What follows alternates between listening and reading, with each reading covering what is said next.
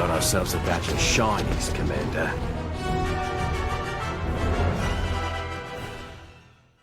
Welcome to episode 9 of Coordinated Fire, a Star Wars Shatterpoint podcast where the most powerful being in the galaxy is the Canada Goose. How we doing, guys? Doing Fantastic.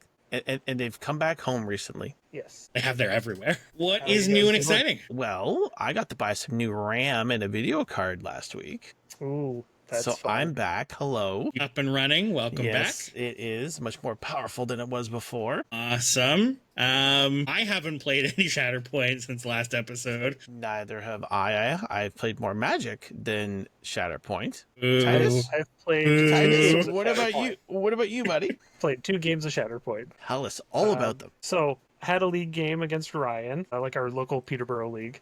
Yes. I played Inquisitors. It was the Inquisitors box, plus Cad Bane and Aura Singh. So, it felt fine. It was a lot of fun. So, Ryan, for his part, he was playing Dathomirians with Singh. Don't remember what he had as his support and other He's on primary. the B1s now, I believe, over the Yeah. Magna Guard, right? He had the B1s and Asajj. That was it. Nice. And it was a fun game of Shatterpoint. It definitely felt like early Shatterpoint in that both lists were fairly slow. It was fun, but I wouldn't want to take either of those lists into a competitive environment with current units. You Because- found the Inquisitors together slow? Yes, With all of their very kind of slow. movements and stuff? Okay. Yeah. Because Grand Inquisitor gave them a dash, and Reva gives a dash, Yeah, that's it. and that was it. Yeah.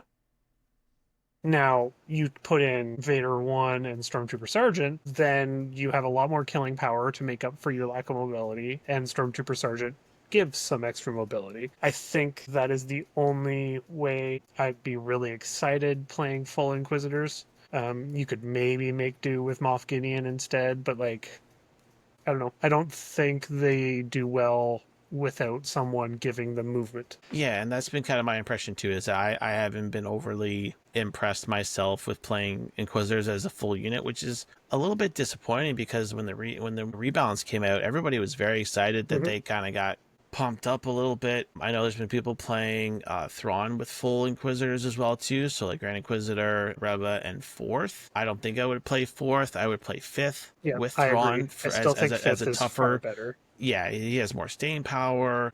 I don't think the ranged attack on 4th makes up for the other aspects that 5th Brother give you within certain shells in it. Still just dies too easy, is my And that's, experience. yeah.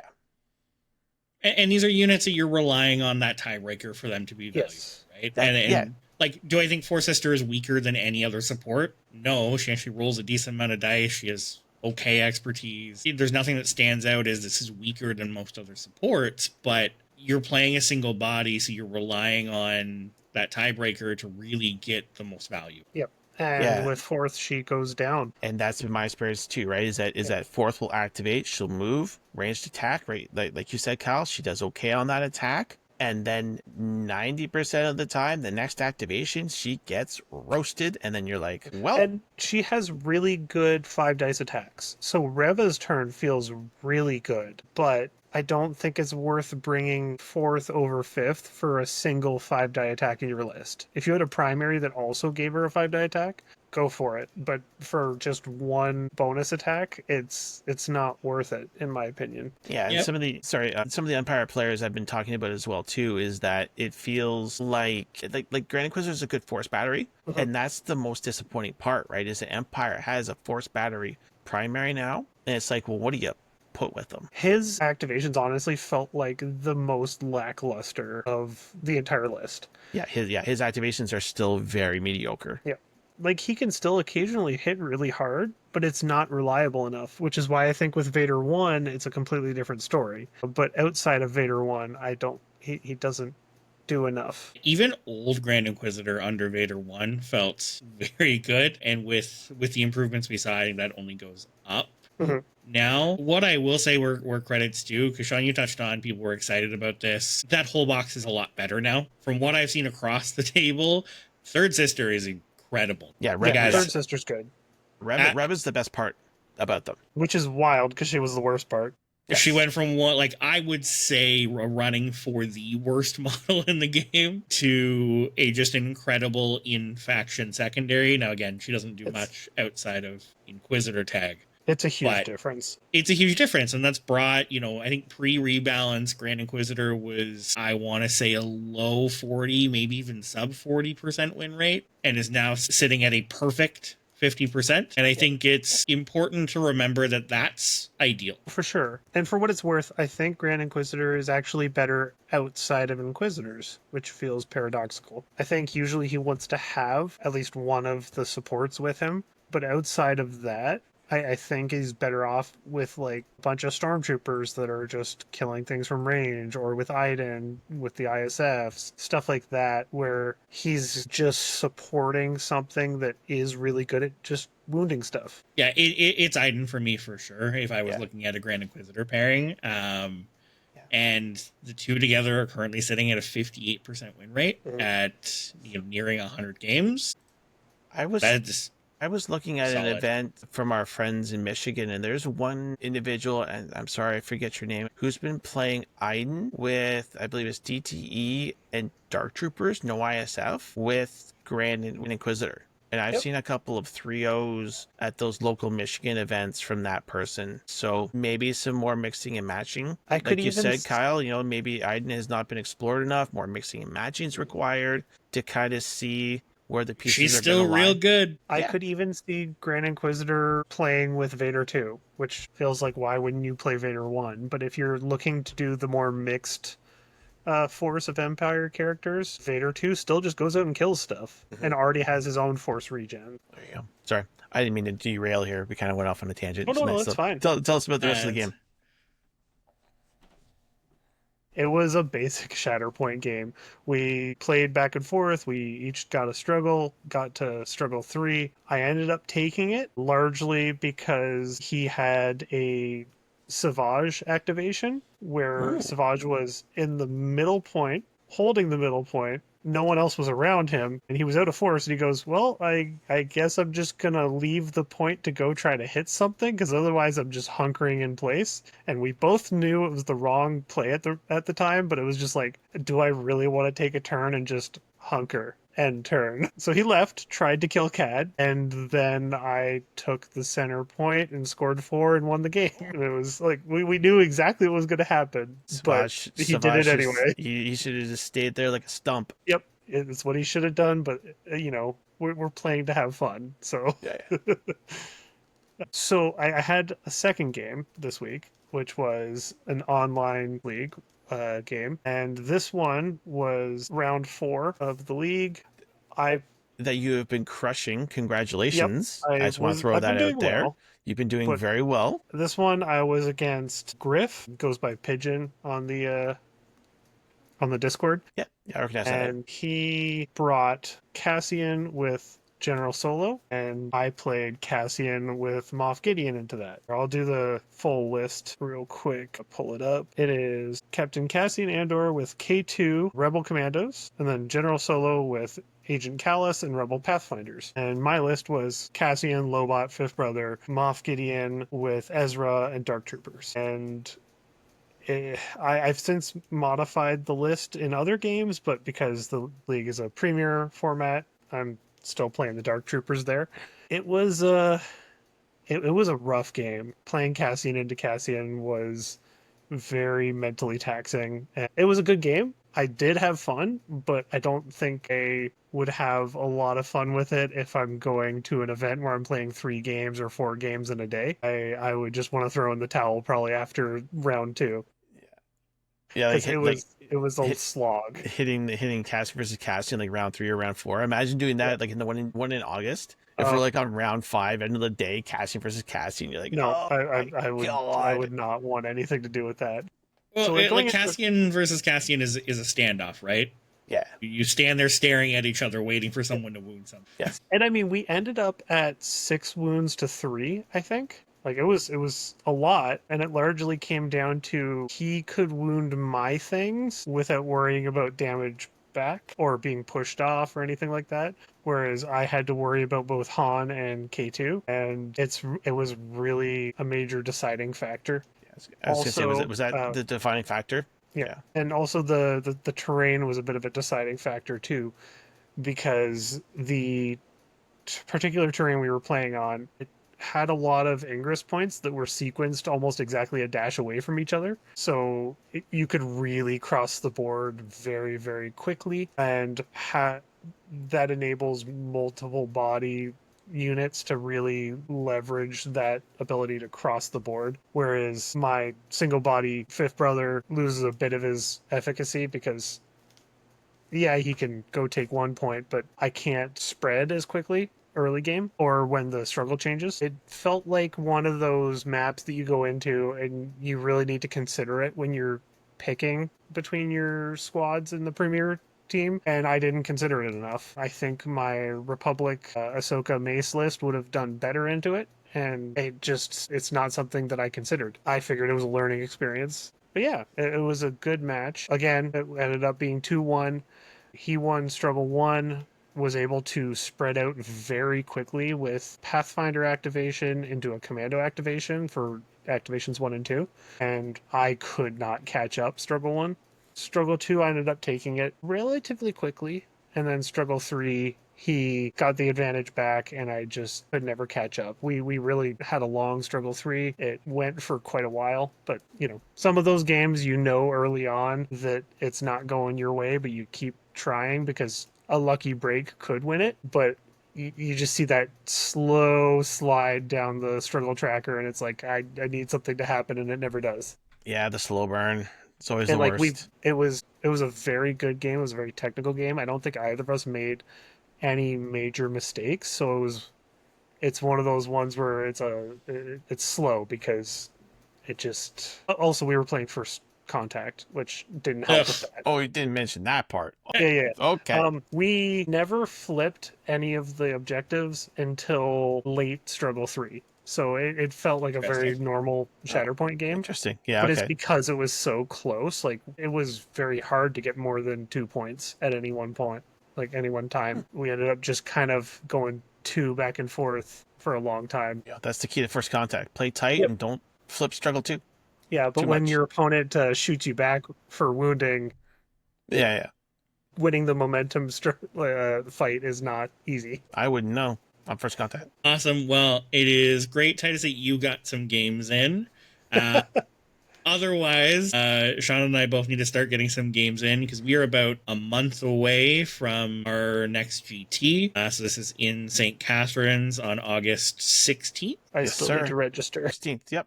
Yeah. And actually, you and I have a date this week. Maybe on Thursday, Mr. Russell. We do. You and I are Yeah. paired for our local league, so we've got a game to get in. Yeah. So I think for the mid part here, we chatted a bit about just talking about what that GT prep's looking like, what some things we're considering playing. I'm not sure any of us are locked in for No. our lists by any means. Nope. I don't think I'm anywhere close, and I actually think I might be the closest now that I bring this up. I think I'm pretty set on one of my squads. Yeah. Yeah, I've Or I got guess- one in the chamber, but for sure it's the second one. Yeah, so I think we're all in the same boat. Sean, why don't you jump into what you're thinking for the GT? Yeah. So I think I'm going to continue playing Thrawn and Moth. It's a list that I continue to really love. I think it has some great advantages into certain things. I have definitely shored up the things that I do not like playing into it. Mandos are an absolute no-no. It is not good into the Empire mirror, but overall, I think it's a great list to have just from an experience level and just in terms of what it does overall. The second list, I'm kind of waffling over a couple of actually different Rebels options, one being Ewoks. So the traditional kind of Ewok list that we're seeing now, which is Freedom Fire Leia, C-3PO, Rebel Commandos, with Low Gray, Chewie, and the Pathfinders is the first one I'm considering. And then the other one is Cassian Andor, Sabine Wren, Han and Chewie, with Kanan, Ezra, and Chopper. And maybe if we get them in time, maybe a bit of practice and an audible potentially to the support that comes with the gym box. Maybe. Beirut. Chirrut. Baze and Chirrut, yes. Yep. Maybe, but Beirut. but there may not be enough time to practice that. So it's going to be Sabine and Han and Chewie with a potential audible. Yeah, I know Accuser's been playing that Cassian Kanan list quite a bit, and I played against it. It seems really good. Yeah, he's been playing a lot of it. He's been having some high praises on rogue support. So I know Greg played Kane and Cassian as well at Battle for Breath. yes, yeah. And like all different variations, but the shell's basically the same. Yeah, the list is certainly solid. I think incredible on Sabotage Showdown especially. And being able to bring something incredible on Sabotage is really good into, various Republic matchups, which, Sean, I'm correct in that is what you're looking for this list to do. Yes, and also to shore up a little bit of the issue that Thrawn Moff has against Mandos, who also traditionally like Sabotage Showdown. Yeah, that seems totally fair. Because I've played Thrawn Moff into Mandos enough times to know that it's at best a 50-50 and maybe even lesser than that. Thrawn Moff just does not like high damage aggressive lists into it. Yeah, and I think, Mandos has the power to punch. Yes, almost everything in that list, yes. Yeah. So I think as a Republic player on this side, anytime I see Freedom Fighter across the table, I am nervous. Just, again, Coordinated Fire Expose is an incredible ability, which exists in a lot less places now. And I lean typically into, Mace side, where that high defense is what I'm typically going for. And Coordinated Fire Expose goes a long way to ruining my life.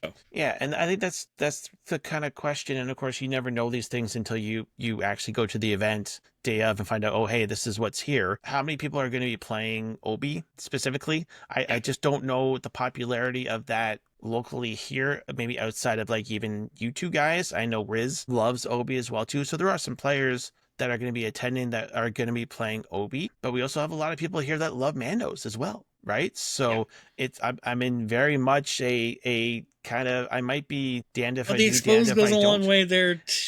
It does. Yes. So that might be more the answer. I do want to try both lists, but that expose from Freedom Fighter Leia might be the deciding factor on the second list. Yeah. So I know you're leaning Rebels because, you haven't found that kind of second Empire pairing that you're super happy with into it's tough. And the matchups that you're talking about. Question for you, and this is just theory crafting. Stormtrooper Sergeant is a really important piece in Empire list building, and he's stapled with Thrawn for your Thrawn Moff list. If you could have two Stormtrooper Sergeants, would you just be looking at Iden Vader for the other side? Yes. Just full stop, that yes? Essentially, yes. Okay. I know some people have been throwing around playing Bodhi in Empire, and I'm real skeptical, but I think it's an option. That was a discussion on Rogue Support this past week, and old man Diz was not about that. He was like, hells no.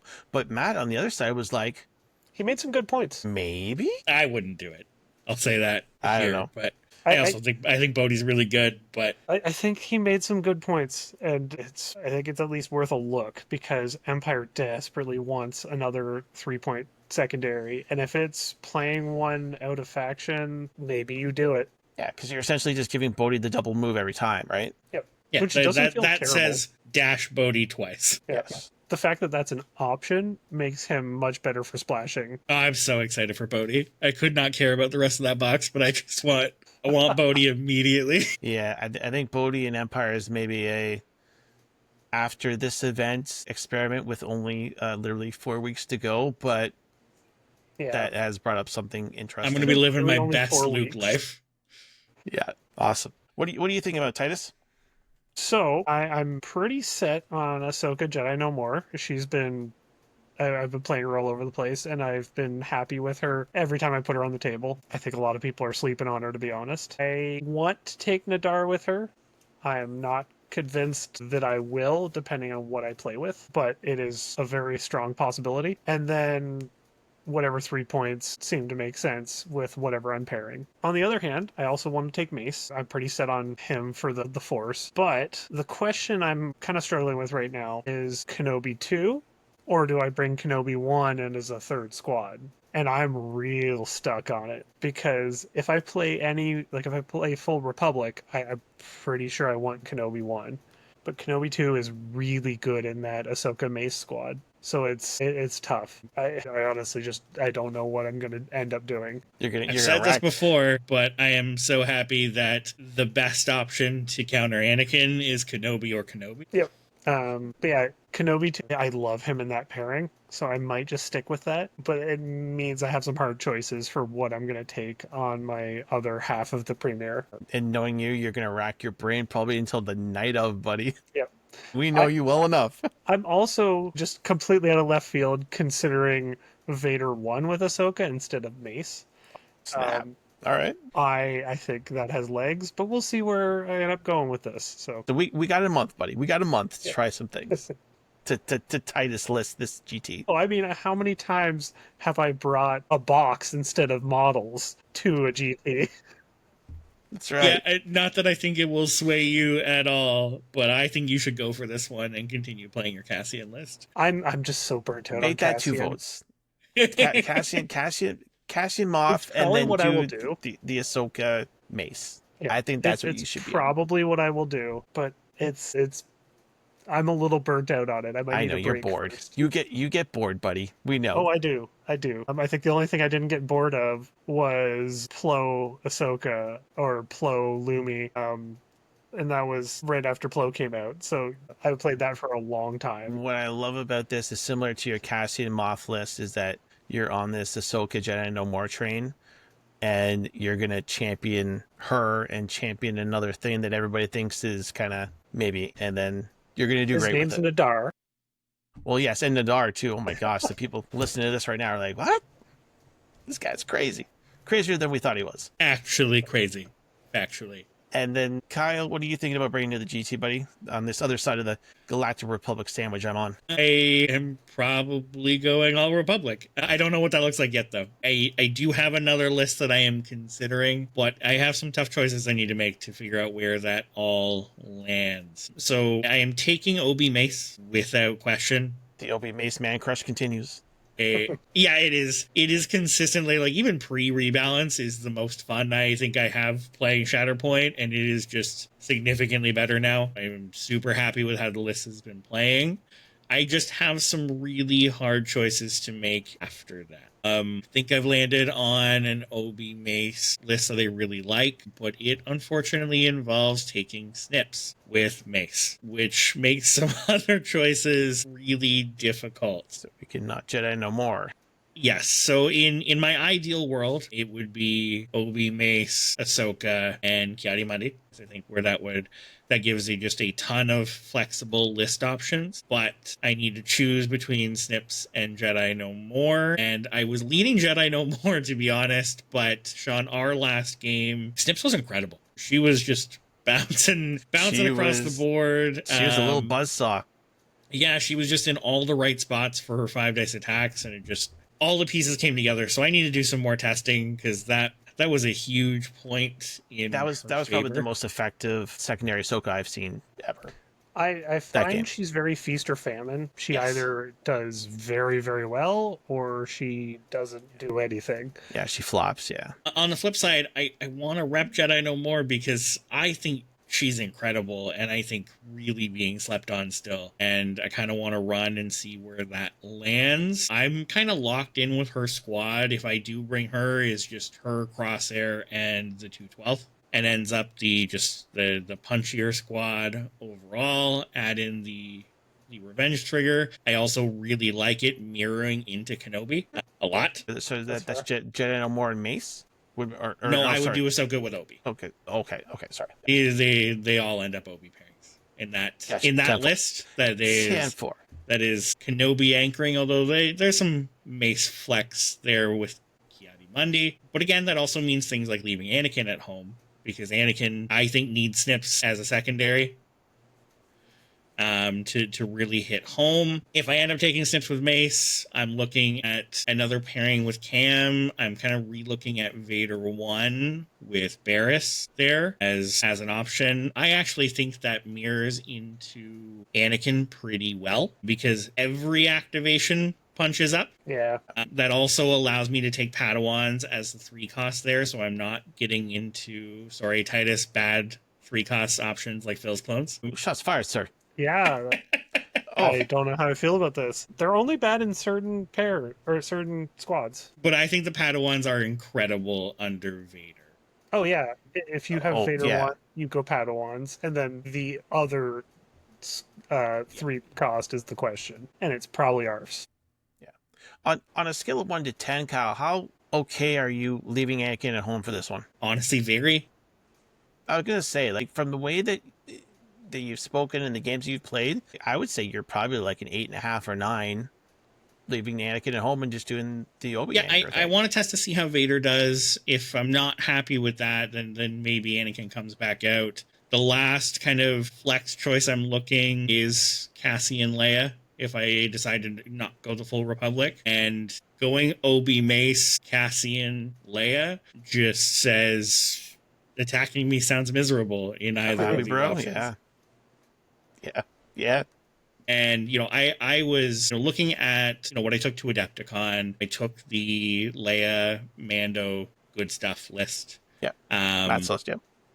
And I love that list. I absolutely love that list. I love Charming Leia. I think she's great. And I think Cassian is just better than that version, at least in a lot of ways. It also gives me a better option teching for Never Tell Me the Odds, which in current state, I don't think it's something you have to be ready for, but I don't want to get caught off guard by odds. Obi Mace played just fine on odds in our game. It didn't seem to have any issues. It did. I will say, and we talked about this during that game. Yeah. That was only because I flipped Shatterpoint first. And put Mace in the center. But still, that's still an advantage of that and list. We got the X, which... Yeah, I guess that's 2 conditions. Okay, so 2 conditions need to be met for that ridiculous thing to happen. Right. Gotcha. Oh, yeah. Mace on the X on odds is just redonkulous. Yeah. Mace having the side point that is on his side is also pretty good. So that's 2 out of 3. It's not quite to the same extent that having the center is, but it's still good. Yeah, like Krennic GI with Mace in the center on that map it felt impossible. And then you put Obi there, and you're just like, bump, bump. And honestly, and even from my own testing, you're right. Like Kenobi has felt better on odds than I expected. Like since rebalance at about a 50%, but a 50-50 actually is way better than I would have expected. Yeah, on odds, 100%. Yeah. But no, I have some choices to make. I know Obi Mace will be part of the list. What the rest of the list looks like is still up. I think you've actually perked my interest too in terms of maybe Cassian, Princess Leia for mine as well too. We'll see where it goes. It's either going to be Cassian, Kanan, or Cassian something, or we'll bust it the Ewoks. Testing to do. Before we jump into our main topic for the week, from an event perspective, not too much going on this last weekend, but I did want to point in the direction here of the Sci-Fi guys did run a GT prep. 20 players out for an event. All right. I'm liking the Vader Hunter. Yeah, so there was a couple cool things. Looking at some of the placements here, Scott coming 4-0 at the event with absolutely no surprise based on the Zion's chat lately with Kamakin and Cad Cassian. Nothing surprising there, but yeah, second place we had Obi Mace with Vader Hunter. And main reason why I wanted to point in this direction was for Sean, because we see a third place with Thrawn Grand Inquisitor. We have a Grand Inquisitor Cad, and then a Thrawn Moff. Are they? Are they starting to believe in Utah? Because Utah have traditionally not been about the blue man. Interesting. I like this. Yeah, That's good. There's also another Thrawn Moff at 11th place. I'm very disappointed, though, and I'm going to publicly call out Scott that he did not play Thrawn in this event. He has been promising me he's going to play Thrawn soon, and he has not yet. Anyways, I do want to... He still has a blue man in his team. Technically, yes, which I want to talk about. I believe, isn't this the one that Sam Sweeten's been playing a lot of, too, and has been hyping as very, very good? I believe this is the one, right? The Cad Cassian? The Cad Cassian? Yes. Oh, it's Yeah. just full violence. It's great. Yeah, this looks bonkers. Oh yeah, But and yeah, there's a few variants of that list. We chatted about it a bit last week because despite it not being played much yet, I think is really, really good. It's so high risk, and I think that's going to keep its play rate down. Even when it does really well, I don't think a lot of people are going to want to take it. But Sean, if the you're, I payoff know is- you're looking for some more lists to try, and I know Bounty Hunters piqued your interest I know. Only have so much time though. early on. Shout out again, Taylor, who continues to just play like a boss with single Inquisitor supports with Thrawn or GI or Thrawn Moff Gideon. This is multiple times that we've seen Taylor do this, and it's super impressive. I think Thrawn Moff it's the best Empire can take advantage of those tiebreakers. Yeah. Like Oh, I 100%. played it before Fourth Sister was buffed, and it was fine because you don't need the attacks. You're often not attacking. You're just putting them on the point and letting the tiebreaker do the rest. Yeah, and third place, Sky Guy with Death Yeah, Troopers his only over loss. Darks. His only Yeah, Death Troopers over Darks too, which is interesting. Yeah. Something I need to try as well. Oh my gosh. We gotta start tomorrow, guys. I honestly, I am very pro Death Troopers over Dark Troopers, especially if you don't plan on playing that list into Republic. Yep, that makes a lot of sense too. Yep, 100%. Yeah, like you play Dark Troopers if you plan on playing this into Republic, but Which, if to you be fair, don't, there's a lot of Republic out there. there is. But if you're just dodging it entirely, you're seeing a Republic across from you, and you're like, no, I'm not playing this. Which is where I think I'm at with Thrawn Moff. If I see all Republic or I see all Mandos, it's my other list 100%. So yeah, Death Troopers need to be on the test block here too, I think, as well. Actually, out of curiosity, Thrawn Moff, I know you're not hot on for the Kamikin matchup. Is there any other Republic that you don't like them into, or is it mainly that one? I think it's mainly that one. What Thrawn Moff I find really struggles with again is high damage. Okay. Right? So with Kamikin, you're going to run into that. We've seen some other people, I think, play Thrawn something into Anakin, like Anakin Cam or something else like that. And it's just always seems to be a struggle. Yeah. And then if you lose the role and then you're on shifting priorities or even worse, Sabotage Showdown, particularly Sabotage Showdown, all those advances just feel they get so compressed and they're not full value. Whereas as on odds, right, repositions and advances are just more high value. Okay. We'll call out Matt Richards playing exactly the same Republic list that I would be playing if I was playing Anakin. Like literally to the T. If I was playing full Republic and playing Anakin, this is the list. It's Nice. so good. Beautiful. Not a single change.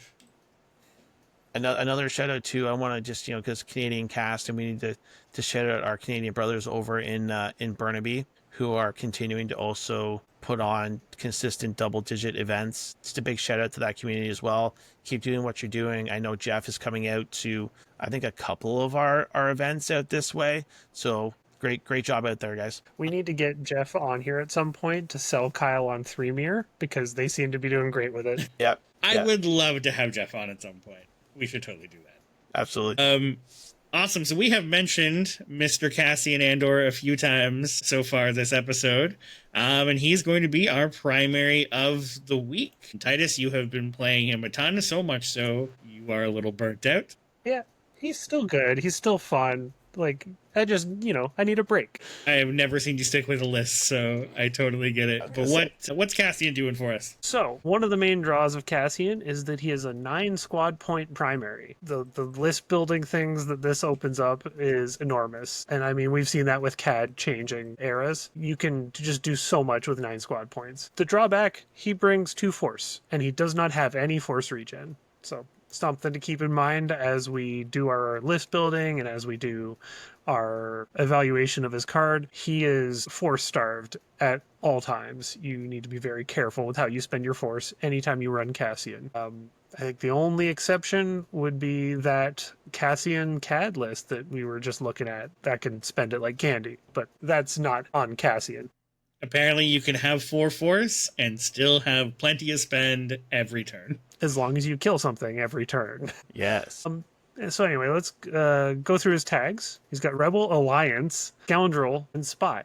This does help with some of the synergies that we get in Rebels with spies specifically, because there's a lot of Rebel stuff that wants to have spies across from them.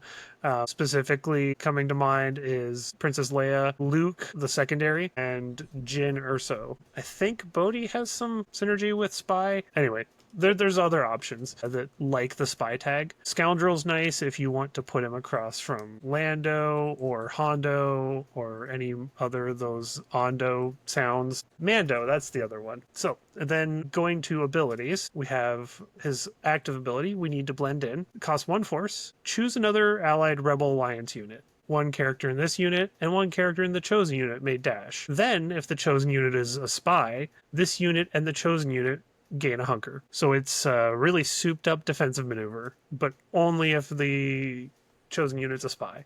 And I just say that I think the hunker mechanic in general is one of the more unique pieces of Shatterpoint, and I just love every ability that hands out hunkers, plays with the hunker mechanic.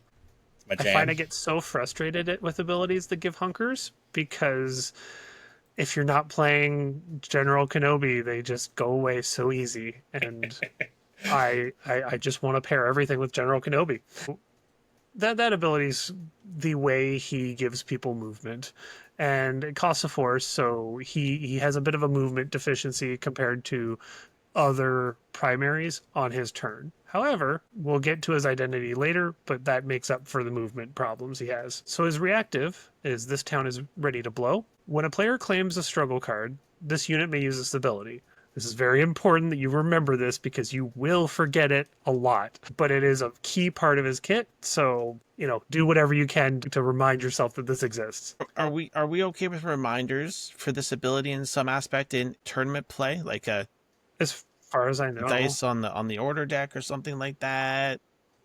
Yeah, we talked about this a little last week. And overall, if you're doing anything out of the ordinary, talk it through with your opponent. Yep. But as a TO, I don't think I'd have any problems with that. I don't think. I'll keep going with the ability. So when a player claims a struggle, roll 3 attack dice. Each enemy unit that is contesting one or more active objectives suffers a damage for each hit and expertise result in the roll. It's not often that these abilities you're looking for hit and expertise, but not the crit. So it's important to keep in mind which results you're looking for. In my experience, you generally get 2 damage or 1. It is more common that you get 2, but it's very rare that you get 3 or 0. It happens. Sometimes you high roll or low roll, but you're generally expecting 2. I find if you go into it expecting 1, you're pleasantly surprised otherwise, but don't plan for this to do a lot of damage. What it's good for is to set up kills for later on. It can also just be useful for getting around certain triggers, certain revenge triggers, and setting up for a new struggle. But by and large, you're using this every time it comes up. Even if it costs a force, it's worth it. Yeah, this is one where I think when Cassian was first teased, I was kind of mid on this ability, and I will say that I was wrong. It just comes at exactly the right time you want to be splashing damage. You're going into a new struggle where you need to be earning that momentum. I think this ability is a part of why Cad Cassian works as well as it does, because a lot of the times those bounty hunters have trouble hitting certain damage thresholds. But when something has 1 or 2 damage already on it, those thresholds completely change, and you're able to get those consistent wounds. This enables that list in a really unique way. I think general splash damage abilities typically I'm a little mid on, but this one, it just hits the right time, the right consistency to end up being something pretty incredible. And you're almost always hitting multiple targets. Your opponent is going to have things on active points. That's kind of the point of the game. If they don't, then you're probably winning the struggle anyway, and you're pretty happy. But yeah, this is better on a struggle that 3 to 5 units. Yeah, this is better on a struggle that you lost than a struggle you won. And the ability is important enough. The game that I had for the TTS League, I literally attacked Han to push him onto the point when I knew the struggle was going to end, just to get damage through on him. Our game last crit event, I found this ability to be very impactful. I believe that you put a wound on Thrawn at the end of one struggle, which then of course increases his advance and 3 dice ability from 1 force to 2 force. And in a 5 force list that wants to use force in some other areas, that was a really end of the struggle strain. And it also, if you do kill something going into a new struggle, yeah, you don't get the momentum, but it makes that first couple activations on that struggle so much worse because everybody is setting up their units to try to get those just automatic, oh, this is mine at the start of the struggle. Well, if suddenly things that they were counting on are dead because the support had a second body somewhere else that this hit them, they're not going to be able to capture the points they thought they were. It changes the math. Yep.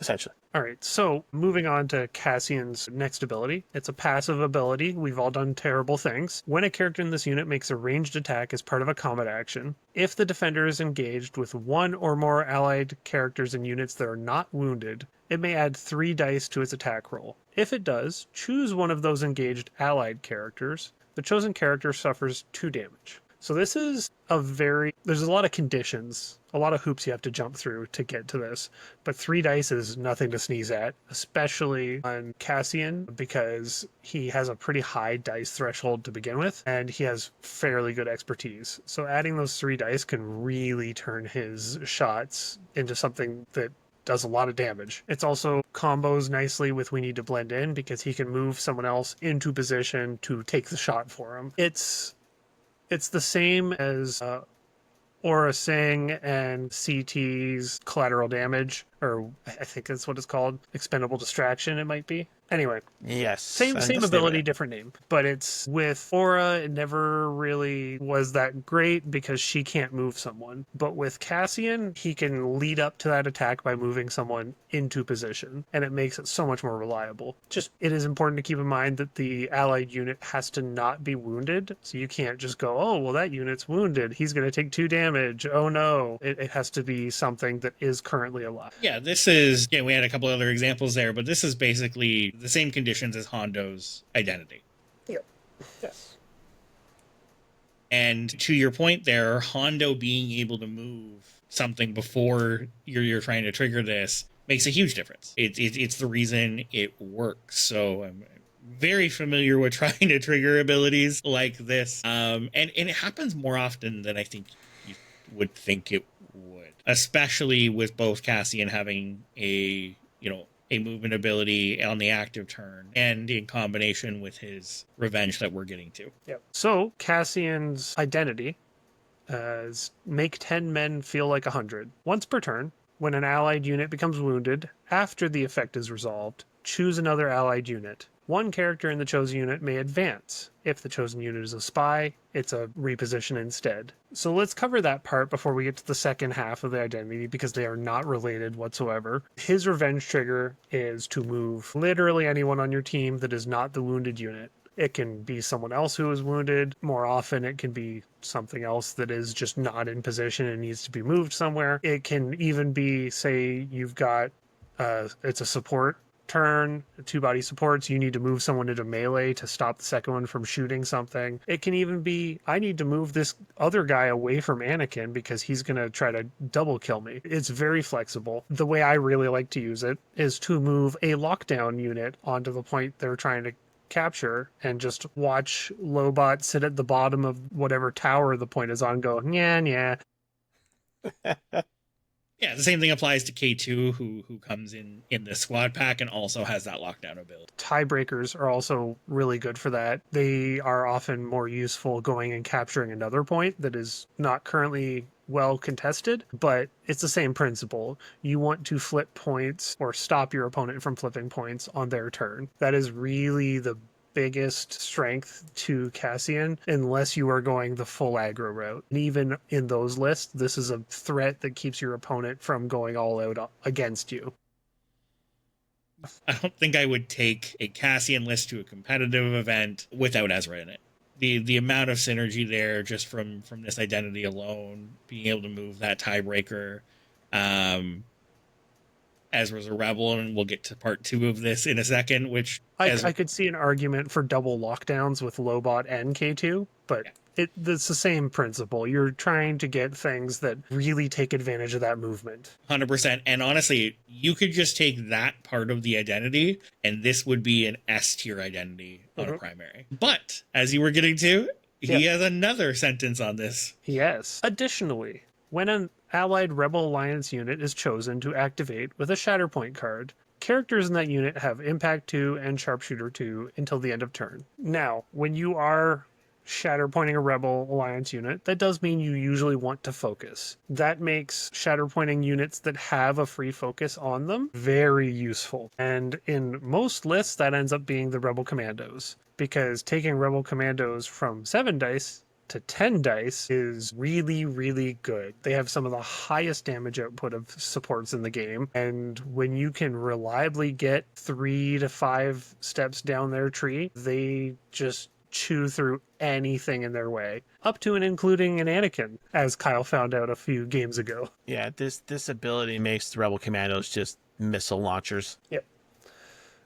It also means that, I mean, it's one of the biggest reasons I like having Lobot with Cassian, because literally any of your units can just go a little bit out of their way to end near Lobot, get that free focus, and then go to where they want to be. Because not only does Lobot give a free focus, but it's not like Mandalorians are stronger together. You can do like a defensive maneuver and near him, and because it was a dash, they can get that focus. So you can do a little tiny movement at the start, and then move elsewhere, but you got that free focus, which means you have Impact 2 and Sharpshooter 2. You're adding a ton of dice to your attack. Yeah, Lobot just enables that focus very, very easily. And again, he makes the Cassian turn, like if you at Shatterpoint Cassian himself, that is the biggest time when I find it's useful, is Cassian uses we need to blend in, he moves forward a little bit, gets the focus off Lobot, and then he doesn't have to get all his movement from a single dash. He can still get his move action. Amazing. Yeah, the other place that I really like this ability used on is Ezra. Because if you're able to either get Ezra where you want him to be with his force jump, or you are playing Lobot and able to get that free focus, this is going to make Ezra very consistently be able to trigger this helmet as property of Ezra Bridger. When he wounds a supporting unit, you gain an additional momentum. And that can swing a struggle, that can win a game, and it is the most reliable way to do it. So the last thing I would like to cover with Cassian, well, actually two things. One is his era is Reign of the Empire and Galactic Civil War. So firmly in the middle two eras. This means he can bring things from that Reign of the Empire era, which is very underserved right now. So like you can put things in there like, I mean, I'm kind of blanking. I think it's just the Firebrand and EST and then Wrecker and Tekko, which are neither of in the Rebel faction, but it lets you play around a bit more with what you bring with him. But more importantly, he has 10 stamina, which is a really good breakpoint for a primary. Those 9 stamina primaries tend to feel a little squishy, but with 10, you have a little bit more flexibility to take a hit. And he also has decent expertise, which we'll get to in a minute, but just his survivability is quite good. So, getting to the stance cards, we have 2 stances like every other primary. We have All the Way, which is his more shove-heavy tree of note. All the Way is only range 4, but his other tree is range 5, so they have very clear use cases. All the Way also has a reposition earlier on the tree, which is nice, but as a downside, it has less range dice and worse expertise. Expertise is still pretty good, but it's not as reliable. His defensive tree on All the Way is also, it doesn't mitigate crits, but it does have healing on it, so, you know, flavor to taste in this case. Yeah, it's got more blocks too. Yeah. So the other side, this is lighted up. It's more damage heavy, especially early in the tree. It has more range dice, less melee dice, but its expertise in range is phenomenal because you're getting a crit and changing a hit to a crit. So you're almost always getting 2 through if you get even 1 expertise. The exception would be, you know, you're shooting a big Jedi or something where they have crit mitigation. But if you're going into a support, you're almost guaranteed 2 down your tree, it feels really nice. He feels very reliable. And this side also has defensive crit mitigation, which is good. even on 1 expertise, you're changing a crit to a miss. And if you get to 4, you get a reposition, which can really change a game. What stance do you find you usually keep him in? I use Lighted Up a lot because the attacks are so reliable. But I have found I have to flip to all the way sometimes for the pushes, and occasionally just because the melee expertise is a little bit better in all the way, plus you have an extra die. Ideally, I don't want to be meleeing with Cassian, but sometimes you do what you got to do, right? Yeah, as I was kind of looking at this here, all the way is his melee side. And do you, Titus, since you're the most experienced one here, do you find Cassian's own activations are very high impact? He can reliably kill something if it has a couple damage on it, which can have a lot of value. If he goes early, he tends to be very low impact. If you are able to keep him for later in the struggle, or ideally beginning of struggle 2, he can really just take something out. He's very much that long range sniper kind of character on his activations. More of a finisher? Yep.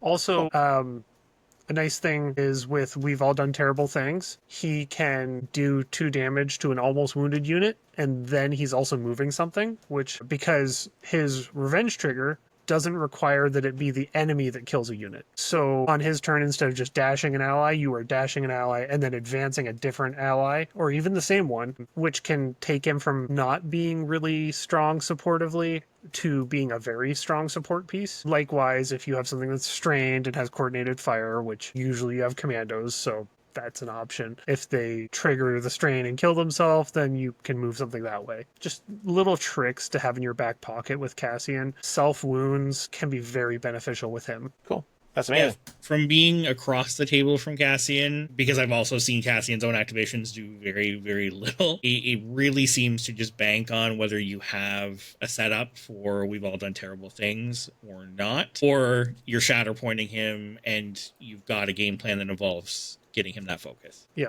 a regular Cassian activation where you don't have anything teed up. Usually the best you're hoping for is do a bunch of damage on something, maybe push it off a point, and maybe get a kill. Like, he does still do reliable damage on Lighted Up. 6 damage and a pin is pretty reliable on Lighted Up. Yeah, so especially if you get to 4 down your tree, it's not as reliable if you don't have any of those buffs, but if you get 4 down your tree, you're looking at 6 damage pin strain. And in my experience, pin strain is one of the best combinations of conditions to put on someone in the game. It's very strong. So like, he can have good activations, but it's dice dependent. It isn't always what you want. So in a list with Cassian, since we're discussing how important the focus is, Titus, are you advocating for Lobot over K2? It depends on your list. If you are going full Rebels, I think you want K2 because K2's own suite of abilities is really good in a full Rebels list. If you are going with one of these Cassian mixed squads, Lobot becomes much better. And I mean, it can go either way. If you have Rebel commandos, though, I find Lobot's value goes down a significant amount because you have this nice Shatterpoint that can give themselves focuses.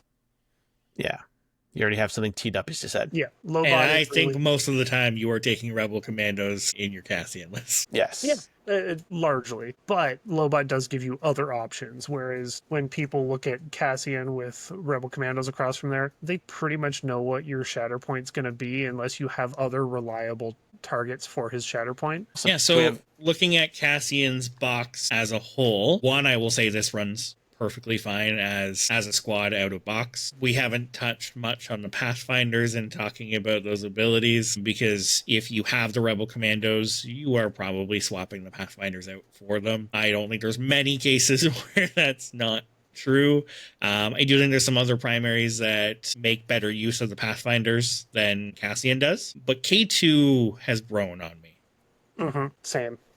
K2 is one of those units that I think sometimes doesn't feel super impactful when you're playing him, but when you're playing against him, wow, do you just have to keep him in mind at all times. So I played against him for the first time in this TTS league, this round 4, and it really opened my eyes, because you just had to just ignore the point if I couldn't push K2 off the point.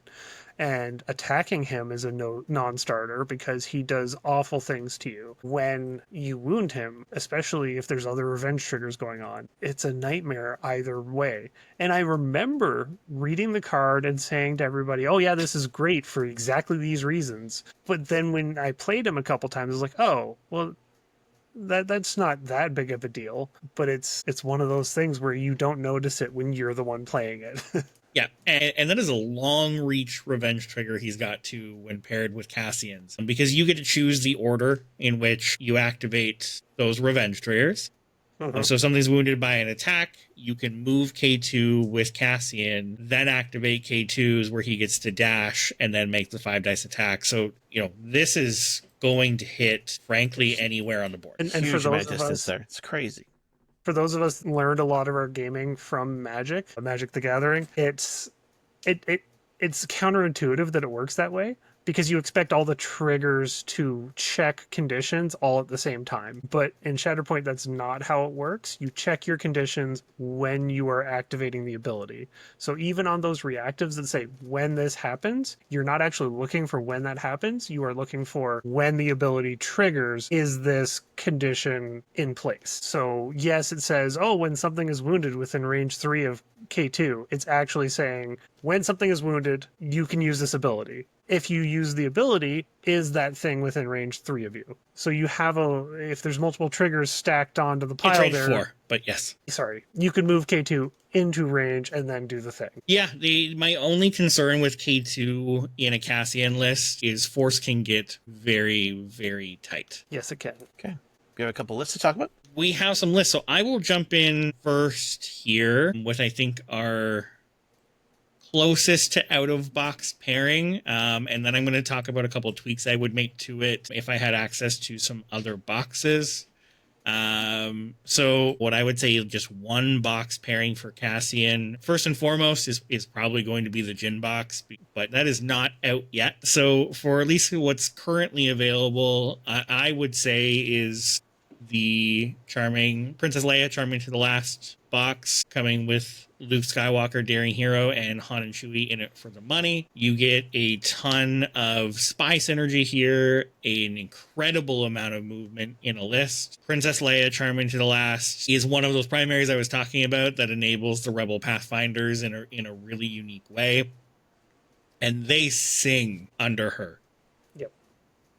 Absolutely love them in a list that she's in. You can get those guys all the way across the board before they even activate. Absolutely incredible here. Again, Luke's adding some more movement. Luke loves those free hunkers that Cassian's giving out, and he does get to keep them well engaged. There is a lot to like about this list. In terms of some swaps I would make pretty quickly, despite really liking the Pathfinders here, they actually wouldn't be my first choice. That's going to be the Rebel Commandos. So if you have those, I would make that swap. But then if we've got Ezra here too, and this is where I think I would end with my version of this list, and that's going to end up being Leia, Ezra, and the Pathfinders, which we're going to move to Leia's squad, and then Cassian, K2, and the Rebel Commandos for Cassian's squad. Now, can we quickly touch on why Leia is a good combination with the Pathfinders? Because we haven't gone over their abilities or anything. We did not. Okay, fair enough. So when the Pathfinders have a hunger token, when they would dash, they can instead advance. They also have immunity pin and scale in this case too, so no one's going to stop them from moving. Terrain isn't going to stop them from moving. They are just, an incredible target for out of activation moves. So Leia, as her tactic, is going to dash a rebel or a spy unit. That means the whole unit gets to dash. In this case, the whole unit gets to advance. Yep. They have camouflage, so they start with a hunker token. Yes, that's the important part, is they start with it. So you're ready to go with Leia. Yeah, and Leia's going to help maintain that as well. When the Pathfinders activate, They have defensive maneuver, so they can dash and they gain a hunker. So they can keep their self hunkered. Leia hands out hunkers on her revenge trigger, and Cassian hands out hunkers on his tactic. So it is very easy to keep these guys hunkered. You know, I've seen cases where even with Cassian's revenge trigger, you're moving them out of engagement to be able to set that play up for another turn. There is just a lot this list can do from an out of activation movement perspective to keep these guys exactly where you want them. For those of you who are saying, oh yeah, I want to go buy this box right now, it's the This Is Some Rescue box. I noticed we didn't actually say the name of it, so. Box names are important. Yeah. Thanks, Titus. But yeah, that is, if you want to just kind of hammer into all the synergies that Cassian's looking for, this doubles down on the spy synergies, and being able to reposition is a huge benefit versus an advance. And this list, I think, takes best advantage of that. Amazing. All right, Sean, what have you got I for got us? a little brew here. Yeah, the one that I mentioned before that I actually want to try potentially for our August GT. Cassian Andor, Sabine Wren, Han and Chewie in it for the money, paired with Kanan Jarrus, Spectre 1, Ezra Bridger, and Choppy Chopper. Yeah, I'm just looking like I mentioned a squad to pair with Thrawn and Moff Gideon, which has some notable holes in some spots, and I think a list like this really shores it up. Obviously, we've talked about Cassian's praises here, with obviously with Ezra being able to move him around, Han and Chewie on activation. You know, probably one of the most powerful and dynamic activations of a support in the game right now. We've heard from multiple sources how great they are. Kanan, obviously, with the revenge trigger, a force push is always fantastic to have as well too. Just an overall seemingly very powerful list that I'm excited to try out. So one thing I like about this list is it's a good way to actually have Kanan stay in Ceresu, which means you have some force regen in a Cassian Yes. list. But just being able to have that advance on Kanan, it means he can just reach out and touch someone no matter where the wound happens. Because comboing him getting an advance then a jump with the fact that he can attack anyone on his revenge means he's so impactful. That's crazy. Yeah. This was one of my selling points for that list, and honestly, it looks like it's a ton of fun. But being able to actually put Kanan on the other side of his card, which might be news to people that he has another side of his card, and it's a good tree. It's a really good tree, and you know we just haven't seen much of it because that range attack is so impactful on pack leader as well as his expertise. But I think you're totally right. I think there's this list of any Kanan list we've seen has some actually really good cases to put him on Ceresu. Like Yep. force regen is huge in a Cassian list. As again the notable Empire player and really dug my heels into Empire for a while, I'm excited to branch out and try a couple different things, and this is high on the list. Cassian's good. Yeah, all right. Sweet. And Titus. for my part, I have the list that I've just been playing for months now. So it's the classic Cassian, Lobot, Fifth Brother, just bringing a lockdown and a tiebreaker, really taking advantage of those Cassian revenge triggers. For the other squad, I have Moff Gideon and Ezra and the Rebel Commandos, which Moff Gideon, Ezra, more tiebreakers, Rebel Commandos benefiting from the Shatterpoint triggers, and I've talked about it at length. It is a very strong list. You can make tweaks here or there, but it's generally pretty good. The Dark Troopers to Rebel Commandos switch, our game at Critical Hit, really surprised me how much it actually made this list even more powerful. Yep.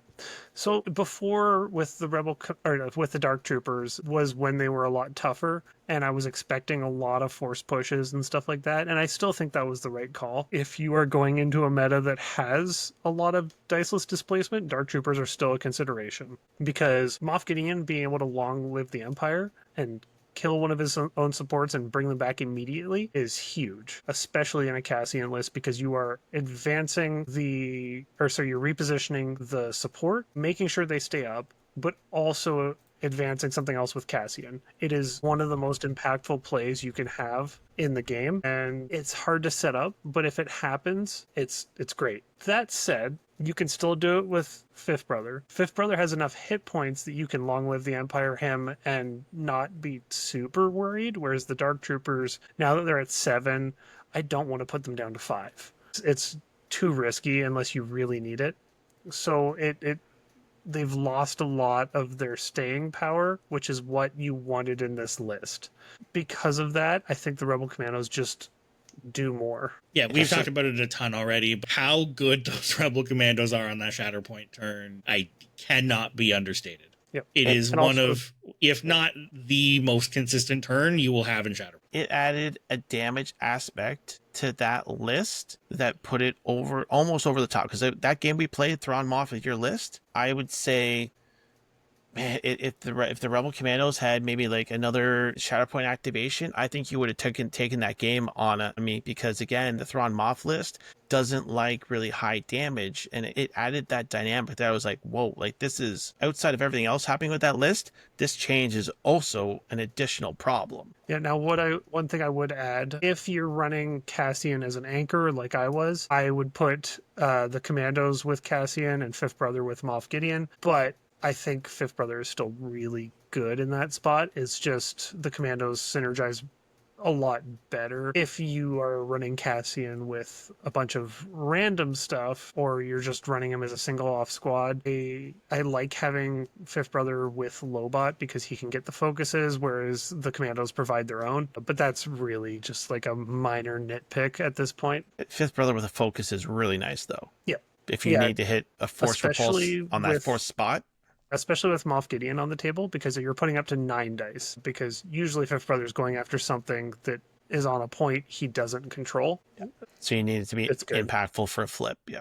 Awesome. So there is one more Cassian list I want to touch on, because we've talked about it a couple of times on the episode. And I do want to just talk about the Cassian list. So where that starts off, so I will give a heads up that this list requires a lot of boxes to put together. This is not a wallet friendly list, but kicking it off, we have Cassian, who is going to take IG-88 in his squad, and we're going to build from there. Your two options as the support here are either Rebel Commandos or the Bounty Hunters. I still would lean Rebel Commandos because I think that Cassian synergy is too good. Yeah, the Bounty Hunters can hit hard with IG-88 helping there, but the Commandos are going to do it way more consistent. One thing Bounty Hunters do is they free you up to have another Rebel squad in your primary, or in your premier, sorry. So the Bounty Hunters are a good second option, but the Commandos are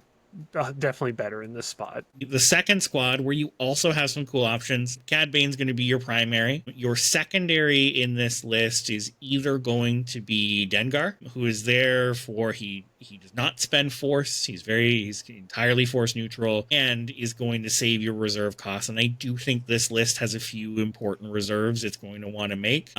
If you have like Moff Gideon across from the table, it can't afford to do them. I love Dengar here.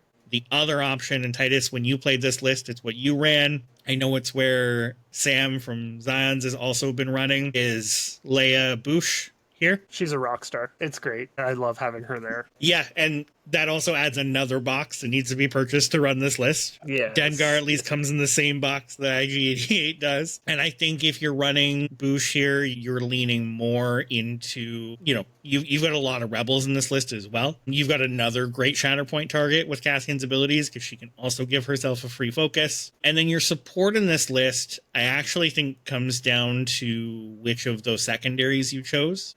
Because I think if you go Dengar, IG-11 makes sense. And I think if you're going Bouche, I would lean Han and Chewie here. It's very flavor to taste, though. Like, they are very comparable. I think Han and Chewie is stronger overall, but IG-11 has much more impactful, like, really high rolls. IG-11 can spread a lot of more damage. Han and Chewie can focus the damage a lot more. So it's really about what you want out of that support. Yeah, you can make Han and Chewie a bounty hunter on their turn. That's going to give you access to the IG-88 dice, and they're going to be, if they wound something, going to be refreshing 3 force in that case. It pays for the payday. Yeah, it pays for the payday. It pays for anything they needed to do in their turn, really. But it's the access to the IG-88 dice is the reason why you're doing it, right? One thing to keep in mind with Han and Chewie, though, once they become wounded, trying to get the IG-88 dice is your entire force pool. Because it's 2 force for a payday, 2 force for the extra dice. And you're regaining most of it. But you have to have it to start. Yes. Yeah, you it's absolutely the do. starting point that you need to be worried about. Yeah. But I think any of these options are great. To be honest, I actually think in terms of keeping a list competitive, this is one of the most flexible lists in terms of those options we just went over. Like, I do not think any of the options we just discussed are bad. To flavor, to taste, on figuring out what you want out of this, I know I would lean Dengar over Boosh because I am a huge fan of Dengar in a lot of cases, but Boosh adds some really good out of activation movement that this list just doesn't have. And diceless Otherwise. displacement, which scoundrels in general struggle with. Yes. Yes. Yeah, and again, I think the impact of 2 9-point primaries here, right? I mean, we talked about this on numerous casts. You know, like you said, those options that are given with having 9 points is just, it's so great to be able It's to amazing. make a list like this. Yeah, and it came out incredible. I think this is like the type of list that people have been wanting to run since all these bounty hunters came out, and the fact that it is viable in this case is just incredible. Yeah, shout out Sammy Sweets, because I think he's the first one that was really on top of this. Yeah, we've heard Zion's crew talk about this a lot, and honestly, if you're doubting it at all, put the list on the table. This has the highest potential wound output, I think, of any list that we've seen in Shatterpoint, period. It relies on the dice a lot more than some of the stuff we've seen in the past, but it can just absolutely destroy anything on the table. But that's honestly, guys, that's Cassian, and we talked about a ton of cool lists. Honestly, there is more than what we discussed here because he is just such a versatile primary that doesn't really require his tags and tag synergy throughout his list to really do what he does. I know I'm excited to get Cassian on the table finally and at least get my box together. Sean, I know you are too. Titus, Same, you yep. played an absolute Played a ton lot. of Cassian. And I still have lists with him that I haven't tried yet. So like, You have that Cassian Obi list sitting in a yeah, pocket. yeah, that one's fun. You'll have to go on the Cassian Discord to hear Cassian about that Obi-Wan? one though. Yeah. Yeah. You have to go on the Discord to hear about it because I'm not talking about Okay. it here. I'm holding it hostage. Join the see. Discord, find out whatever nonsense Titus is talking about. Yeah. Discord, Those are our Discord, plugs. Discord is always in the show notes. Just really quickly, like we mentioned before, too, we are 1 month away from the Garden City Open Shatterpoint GT, which is being run by Leland Martell. We would love everybody from across Ontario and our friends down in the U.S. to come on up for this. It is August 16th, 5-round Swiss event. $40 entry, agusbrandstudios@gmail.com for registration and payment details. It is going to be a great day of 5 rounds of Shatterpoint. Come on down, come hang out with us, and throw down 5 rounds. Very excited to get to a GT. Absolutely. It's been a while. Thanks, guys. Okay. Good night, everybody. Have a good night.